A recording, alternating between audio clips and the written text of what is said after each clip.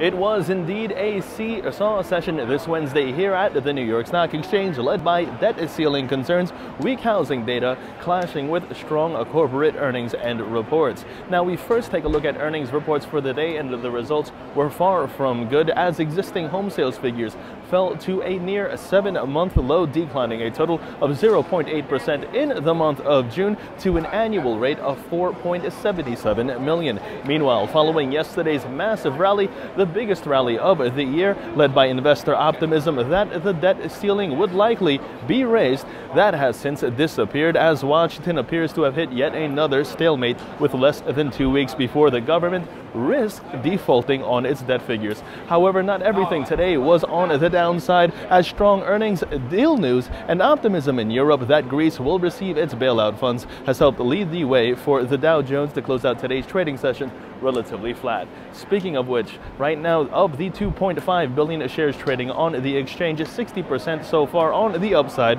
39% in decline. Right now, the Dow Jones after the bell down a total of 15.51 points to settle in at 12,571.91. Now, in a breakdown of today's major market movers, we first have to begin with shares of Apple over at the Nasdaq, soaring more than 3%. This after its quarterly earnings well surpassed Wall Street expectations by nearly $2 per share. AMR Corporation, the parent company of American Airlines, rising today 1.8% despite posting a wider than expected second quarter loss. This after announcing the largest aircraft order in history from both Boeing as well as Airbus. Meanwhile, back to the Nasdaq, shares of YHOO declining 6.6% as its revenue of $1.07 billion fell short of expectations, calling for the revenue to come in at $1.12 billion, and shares of Clorox at the New York Stock Exchange increasing a total of 3.5%. This after billionaire Carl Icahn sweetened his buyout offer for the company to a total of $80 a share.